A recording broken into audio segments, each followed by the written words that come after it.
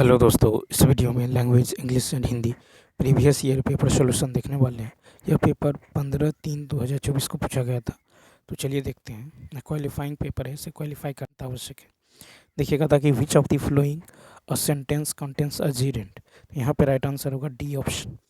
ठीक है, तो देखिए gerund a noun ending in ING and that has been made form a verb is called a gerund. On the basis of the above definition, the following sentences contain gerund. जैसे देखिए walking is a good exercise। ठीक है, तो यहाँ पे walking is a good exercise, यहाँ walking क्या है, एज अ नाउन है। फिर he is walking, फिर यहाँ पे V4 लगा हुआ है। फिर he enjoys walking, यहाँ भी V4 है। ठीक है, तो यहाँ पे राइट आंसर क्या होगा, डी ऑप्शन। तो ये कहता है कि choose the sentence with the correct use of parallel structure. तो यहाँ पे जो हो जाएगा, they like writing V4, walking V4 and playing V4, tennis. तो ऑप्शन नंबर ए हो जाए। नेक्स्ट देखिए, कहता है which of the following sentence is correct in terms of subject verb agreement. तो 3 का हो जाएगा बी ऑप्शन, यानी neither of the girls is going to the party, यानी बी ऑप्शन यहाँ पे क्या होने वाला है, राइट होने वाला है। तो देखिए नाइदर, आइदर, ईच, एवरी। ठीक है, जब कभी भी आपको नाइदर दिखे, आइदर दिखे, ईच दिखे, एवरी दिखे, इस सब है, और प्लस ऑफ प्लस नाउन। ठीक है, नाउन या प्रोनाउन, लेकिन ये प्लरल फॉर्म में होगा। ठीक, प्लस वर्ब जो आने वाला है ये सिंगुलर होगा यहाँ पे। ठीक है, क्या होगा, सिंगुलर होगा। ठीक, तो आइदर यहाँ पे याद रखना है, neither, either, each, every plus of plus noun या प्रोनाउन, प्लुरल होगा, लेकिन वर्ब क्या होगा, सिंगुलर होगा। नेक्स्ट कहता which of the following is a complex sentence. तो 4 का होगा सी ऑप्शन, यानी after he finished his work he went to party, ये है। तो he finished his work and went to party, ये है कंपाउंड सेंटेंस। ठीक है, दे बाउट हिम इन, ये है सिंपल सेंटेंस। ठीक है, और देखिए after he finished his work, यहाँ पे डिपेंडेंट क्लाउज है। ठीक है, यानी ये है dependent clause. He went to party, ये इंडिपेंडेंट क्लाउज है, यानी ये दोनों मिलकर होगा कॉम्प्लेक्स। नेक्स्ट कहता है कि choose the sentence with correct use of the superlative degree. 5 का हो जाएगा बी ऑप्शन, यानी the Sahara desert is the hottest place, क्या होगा, hottest place on earth. Next कहता choose the sentence that correctly change the direct speech into indirect speech. 6 का हो जाएगा ए ऑप्शन, यानी she said that she was going to the party. ठीक है, next 7 है कि which of the following is a coordinating conjunction. 7 का होगा सी एंड। तो यहाँ पे जो है a conjunction that connect word, phrase and clauses that are coordinate or equal to each other for and nor but or yet so are coordinating conjunction। ठीक है, however ये है conjunctive adverb, और because है subordinating conjunction है। Question number 8 देखिए, कहता find out the correct possessive pronoun that laptop belongs to. 8 का होगा सी। तो यहाँ पे होगा that laptop belongs to them हो जाएगा, क्या हो जाएगा, देम हो जाएगा। ठीक है, तो after preposition to the object case is used hence. ठीक है, करेक्ट आंसर क्या होगा, देम।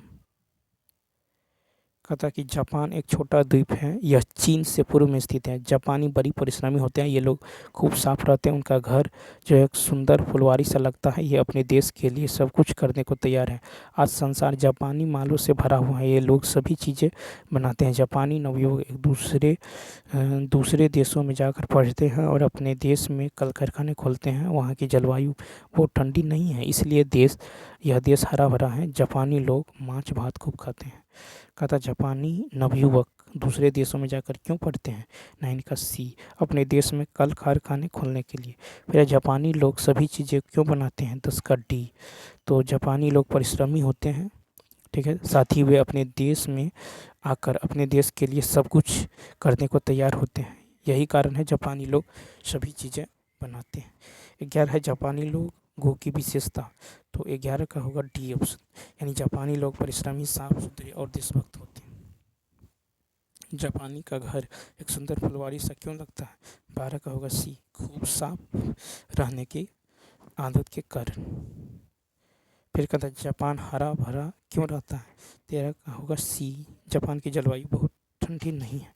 द्वीप द्वीप शब्द का अर्थ, तो द्वीप शब्द का अर्थ जापान की जलवायु ठंडी नहीं है, तो द्वीप शब्द का अर्थ है आपको ए ऑप्शन, यानी स्थल का वह भाग जो चारों ओर घिरा हो।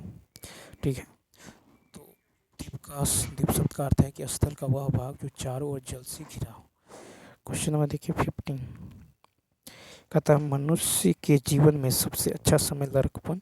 इस समय मनुष्य को किसी प्रकार की चिंता नहीं होती। माँ बाप जो उसको बड़े प्रेम से पालते हैं, यहाँ तक कि चलता है ठीक है, यहाँ जहाँ तक चलता है वो वे जो है आराम देते हैं। केवल इतना ही नहीं, अपनी संतान के सुख के लिए माता पिता स्वयं बहुत कष्ट जो है सहते हैं। दुख की बात यह है कि कुछ लोग माता पिता के त्याग और सेवा को भूल जाते हैं, उन्हें दुख पहुंचाते हैं। ऐसे लोग समाज तथा देश का जो है कल्याण नहीं कर सकते। प्रस्तुत गद्यांश का प्रमुख शीर्षक है 15 का होगा सी, यानी जीवन का सुनहरा समय लड़कपन। फिर है कि गद्यांश में काले शब्द ऐसे लोगों का अर्थ, तो 16 का होगा ए, यानी जो अपने माता पिता के त्याग और सेवा को भूलकर उन्हें दुख पहुंचाते हैं। फिर है कि मनुष्य को किसी प्रकार की चिंता कब नहीं होती, तो 17 का हो जाएगा सी, यानी लड़कपन में। दुख की बात क्या है, तो 18 का हो जाएगा डी ऑप्शन, 18 का डी। तो दुख की बात यह है कि जिन माता पिता ने उन्हें पाला है, प्रेम दिया है, वे अपना वर्चस्व न्यौछावर किया है, उसके बच्चे उसकी सेवा और त्याग को भूल जाते हैं, उन्हें दुख पहुंचाते हैं। 19 का कहता है मनुष्य के जीवन का सबसे अच्छा समय है लड़कपन, यानी 19 का होगा बी। फिर कहता है माता पिता स्वयं बहुत कष्ट क्यों सहते हैं? 20 का हो जाएगा ए, अपनी संतानों के सुख के लिए। फिर है कि अध्यात्म शब्द में कौन सा उपसर्ग है? 21 का ए, अधि। तो 21 का हो जाएगा अध्यात्म शब्द में जो है, आप यदि इसका संधि विच्छेद करेंगे तो अधिज और आत्म, अर्थात आत्मा का अधिपत्य। ठीक है, अधि उपसर्ग है। 22 में है अकर्मक क्रिया है, तो डी ऑप्शन। तो जिस क्रिया का फल कर्ता पर पड़े उसे अकर्मक क्रिया कहते हैं। ठीक है, विकल्प में पीटना और सोना अकर्मक क्रिया है, जबकि पाना सकर्मक क्रिया। कहता कि राम ने रोटी खाई वाक्य में किस कारक के चिन्ह का प्रयोग हुआ है? तो इसका होगा बी ऑप्शन, तो कर्ता कारक। राम ने रोटी खाई कर्ता कारक, तो 23 का देखिए, राम ने रोटी खाई, इस वाक्य में राम ने जो है सप्रत्यय या परसर्ग सहित कर्ता कारक। 24 नंबर, 24 है कि गुणवाचक विशेषण है, 24 का हो जाएगा ई ऑप्शन। तो देखिए, तो जो शब्द किसी व्यक्ति या वस्तु के गुण, दोष, रंग, आकार, अवस्था, स्थिति, स्वभाव, दशा, दिशा, स्पर्श, गंध, स्वाद आदि का बोध कराए गुणवाचक विशेषण कहलाते हैं। कुछ और सब या अनिश्चय संख्यावाचक हैं, सर्वनामिक विशेषण है। 4 संख्यावाचक विशेषण अव्यय है, 25 का ए, ऊपर। ठीक है, तो अव्यय उन शब्दों को कहा जाता है जिसमें लिंग, वचन, कारक, संज्ञा, सर्वनाम के कारण कोई भी बदलाव या परिवर्तन नहीं होता है, उनमें कोई भी विकार उत्पन्न नहीं होता, जैसे जब, कब, वहाँ, क्यों, कैसे, इधर, उधर, ऊपर, अरे, और, लेकिन, क्योंकि, परंतु, अतः, ऊपर अव्यय है। देश शब्द है 26 का डी, तो सदा बहुवचन में प्रयोग होने वाले शब्द, 26 का जो है डी होगा कि देशज शब्द वे शब्द हैं जो स्थानीय भाषा के शब्द होते हैं। ये देश की विभिन्न बोलियों से लिए जाते हैं, जैसे भात, लात, खुरपी, हंसुआ आदि देशज शब्द हैं। निम्नलिखित में से किस शब्द का प्रयोग सदा बहुवचन में होता है? 27 का होगा डी ऑप्शन। तो देखिए, तो सदा बहुवचन में प्रयोग होने वाले शब्द समाचार, प्राण, हस्ताक्षर, दर्शन, बाल, लोग, प्रजा, होश, आंसू है। 28 नंबर है कि मिठास शब्द में कौन सा प्रत्यय है? 28 का बी, यानी आस, मीठ प्लस आस, मिठास, तो आस प्रत्यय है। 29 है कि मध्यम पुरुष सर्वनाम, 29 का होगा सी ऑप्शन, तुम।